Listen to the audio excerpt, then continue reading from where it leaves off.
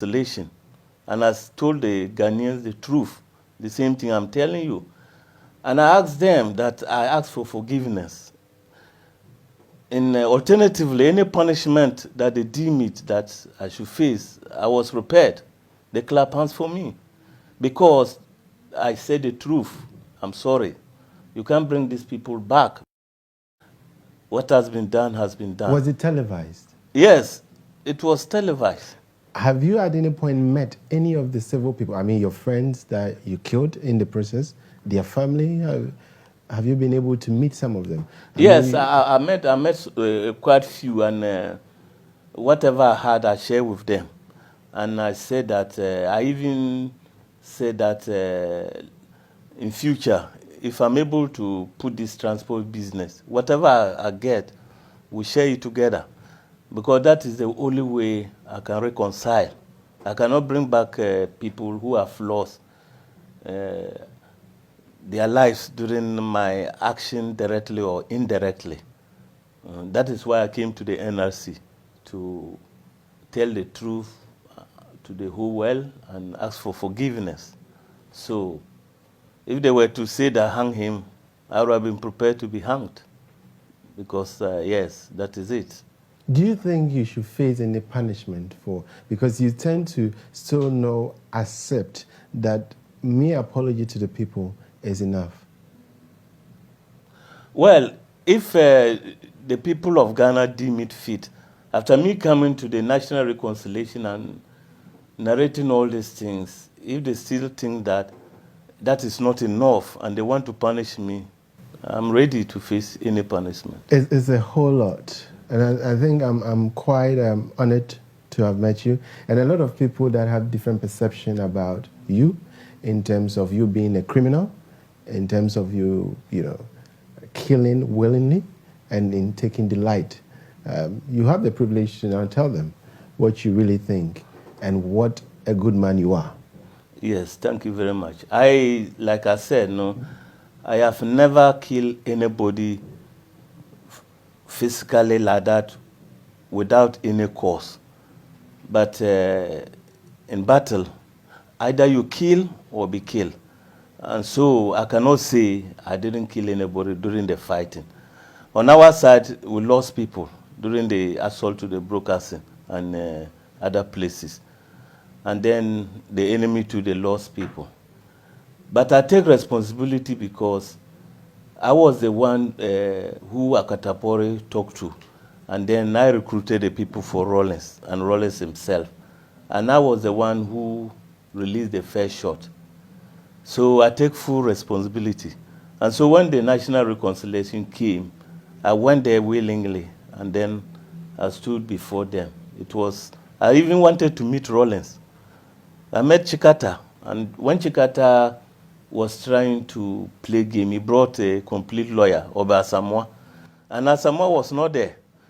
Asamoah came later on. He was the workers at this thing, TEMA, this defense committee. He was a coordinator, and they rejected him at Gonda Barras. Okay. We used to ride horse together. All right. Yeah. And in your book, you actually narrated a story where Rawlings took some white women into the bushes, and when he came back, yes, he actually called you by a nickname. Yes, Young. Yeah, because of my age.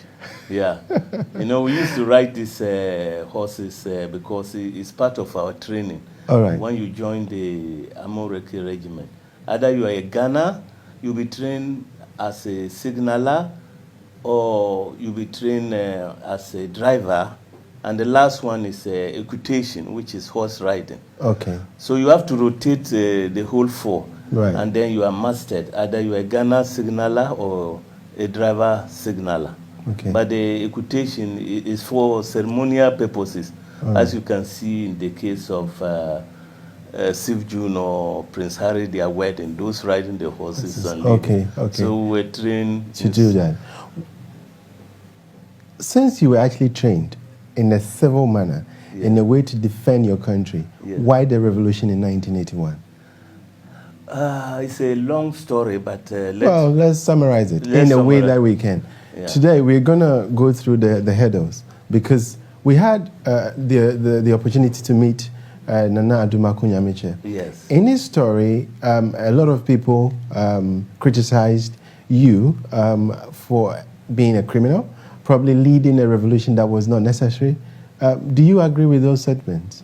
No, I do agree because, like I said, no, there were so many factors that narrowed into it, and eventually I was caught at the last minute. Why the revolution of 1981? Why did you? Because before even Rawlings met you, he was actually suspended from the army, wasn't he? That's right. So you actually planned the coup with only 3 men? Yes. Why? We're 10, Why? actually. Because, as I said, my relationship with Rawlings dated back from the time I entered the army as a horse rider. Right. He used to come there with some diplomatic corps, and this woman, Ajowiak, he was the instructor, and then we have a Fokwa, and then we have a lot of them. He was also playing polo, so we became acquainted there. And the 4th June, actually, he came to airport. I was stationed there. And then he used to come and then talk to me, Owusu Bempa, and the rest about how things are not going well. So by the time the 15th May came, they suspected me and they sent me on leave, that I was always having dealings with him. And then when the 4th June came, he called me to be his bodyguard. So I was actually a leading escort anywhere he was going. Okay, let's go back. 31st December 1981. Yes. Rawlings, probably in your book, I'll quote you in your own book. In your book, you narrated that Rawlings had actually told you that Liman, was the former President Liman, was involved in the whole process, and he wanted you guys to take him off power and reinstate him back again. That is true. And you believed it?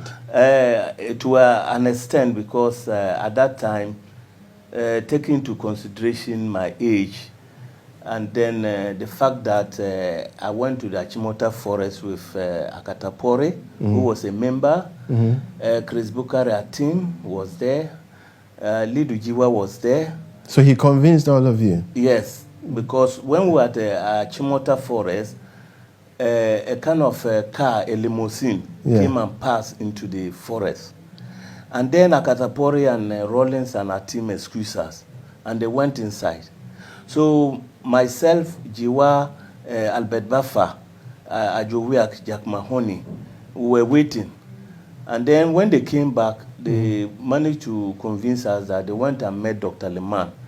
And he was saying that his own party people are making it difficult for him to govern. You heard that story that Adai Makwa and the rest sending him to court. They say Moro Igala brought him from nowhere and put him on, in power. In power. Right. And then there were these old guys and new guys fighting among themselves. So the party itself contributed to the coup. That is what I want to say.